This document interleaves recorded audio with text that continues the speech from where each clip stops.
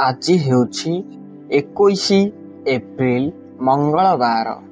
ଆଜିର ଦିନରେ କୁମ୍ଭ ରାଶିର ବ୍ୟକ୍ତିବିଶେଷମାନଙ୍କ ପାଇଁ ଦିନଟି ବହୁତ ମାତ୍ରାରେ ଶୁଭରେ କଟିବାକୁ ଯାଉଅଛି ଏବଂ ଆଜି ଆପଣ କିଛି ଏମିତି ପରିବର୍ତ୍ତନ ମଧ୍ୟ ଆଣିପାରନ୍ତି, ଖାସ୍ କରି ଆପଣଙ୍କର ଲାଇଫ୍ କ୍ଷେତ୍ରରେ ଏବଂ ପରିବାର କ୍ଷେତ୍ରରେ ଦେଖିବେ, ଯାହା ଆପଣଙ୍କୁ ବହୁତ ମାତ୍ରାରେ ଉଚ୍ଚ ସ୍ଥାନକୁ ମଧ୍ୟ ଆଜିର ଦିନଟି ନେବ।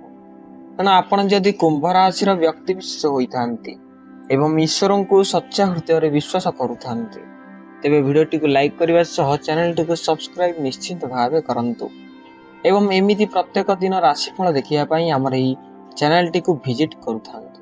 ତେବେ ଦେଖନ୍ତୁ, ପ୍ରଥମତଃ କୁମ୍ଭ ରାଶିର ବ୍ୟକ୍ତିମାନଙ୍କ ପାଇଁ ଆଜିର ଦିନଟି ଅତ୍ୟନ୍ତ ଶୁଭରେ କଟିବ। ଆପଣଙ୍କର ଆଜି ଅଚାନକ ଆପଣଙ୍କର ବନ୍ଧୁ ମଧ୍ୟ ଆପଣଙ୍କୁ ସାକ୍ଷାତ କରିପାରିବେ ଏବଂ ଅନେକ ପୁରାତନର ମିତ୍ର ଆପଣଙ୍କୁ ହଠାତ୍ ସାହାଯ୍ୟ କରିବା ସହିତ ଆର୍ଥିକ ଆୟରେ ମଧ୍ୟ ଆପଣଙ୍କ ସହ ଠିଆ ହେବେ। ଆପଣଙ୍କର ଆଜିର ଦିନରେ କିଛି ମାତ୍ରାରେ ଆପଣଙ୍କର ସ୍ୱାସ୍ଥ୍ୟ ଖରାପ ହୋଇପାରେ, ଖାସ୍ କରି ଆପଣଙ୍କର ଟିକେ ଗ୍ୟାଷ୍ଟ୍ରିକ୍ ଜନିତ ସମସ୍ୟା ଆଜିର ଦିନରେ ଲାଗିକି ରହିବ।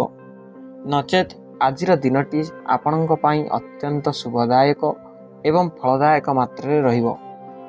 ଆପଣ ଦେଖିବେ, ଆଜି ଆପଣ କିଛି ଉଚ୍ଚ ସ୍ଥାନର ବ୍ୟକ୍ତିମାନଙ୍କ ଠାରୁ କିଛି ନିନ୍ଦା ଶୁଣିପାରନ୍ତି ଏବଂ ଆଜିର ଦିନରେ ଆପଣଙ୍କର ହଠାତ୍ କୌଣସି ଆଡ଼ୁ ଆୟ ମଧ୍ୟ ବୃଦ୍ଧି ହେବ, ମାନେ ଆପଣଙ୍କୁ କେଉଁଆଡ଼ୁ କିଛି ମାତ୍ରାରେ ପଇସା ମଧ୍ୟ ମିଳିବାକୁ ଲାଗିବ। ଆପଣଙ୍କର ପୁଅ ଝିଅ ଆଜି ବହୁତ ଭଲ ପାଇବେ ଆପଣଙ୍କୁ ଏବଂ ଆପଣଙ୍କର ସ୍ତ୍ରୀଙ୍କ ମଧ୍ୟରେ କିଛି ମାତ୍ରାରେ ଯଦି ଝଗଡ଼ା ଥିଲା ପୂର୍ବରୁ, ତାହା ଆଜିର ଦିନରେ ସଲ୍ଭ ହୋଇଯିବ। ଏବଂ କୁମ୍ଭ ରାଶିର ବ୍ୟକ୍ତିବିଶେଷମାନଙ୍କ ପାଇଁ ଆଜିର ଦିନଟି ଅତ୍ୟନ୍ତ ଗୁରୁତ୍ୱପୂର୍ଣ୍ଣ ରହୁଛି, କାରଣ ଶନି ଆପଣଙ୍କର ଲାଭ ଘରେ ରହୁଛନ୍ତି ଏବଂ ଆପଣ କିଛି ନୂତନ କାର୍ଯ୍ୟ କରିବାକୁ ଚାହୁଁଥାନ୍ତି, କିଛି ଇଲେକ୍ଟ୍ରୋନିକ୍ସ ଜିନିଷ କ୍ରୟ କରିପାରନ୍ତି ଏବଂ ଆପଣ କିଛି ଦୂର ଯାତ୍ରାକୁ ମଧ୍ୟ ଆଜିର ଦିନରେ ଭ୍ରମଣ କରିବା ପାଇଁ ପ୍ରିପାରେସନ୍ କରିପାରନ୍ତି। ତେବେ ମୋଟାମୋଟି ଦେଖିବାକୁ ଗଲେ କୁମ୍ଭ ରାଶିର ବ୍ୟକ୍ତିବିଶେଷମାନଙ୍କ ପାଇଁ ଆଜିର ଦିନଟି ଅତ୍ୟନ୍ତ ଶୁଭରେ କଟିବ ଏବଂ ଅତ୍ୟନ୍ତ ଶୁଭ ମଧ୍ୟ ରହିବ। ଆଜିର ଦିନରେ ଆପଣଙ୍କର ଶୁଭ ରଙ୍ଗ ହେଉଛି ହଳଦିଆ, ଶୁଭ ସଂଖ୍ୟା ହେଉଛି 5, ଶୁଭ ସମୟ ହେଉଛି ସକାଳ 6:30ରୁ ସକାଳ 8:30 ପର୍ଯ୍ୟନ୍ତ। ଆଜିର ଦିନରେ ଆପଣ ଯଦି ହନୁମାନ ଚାଳିଶା ପାଠ କରନ୍ତି, ଏହା କରିବା ଦ୍ୱାରା ଆପଣଙ୍କର ବହୁତ ମାତ୍ରାରେ ମଙ୍ଗଳ ଘଟିବ। ତେବେ ରହୁଛି, ଧନ୍ୟବାଦ।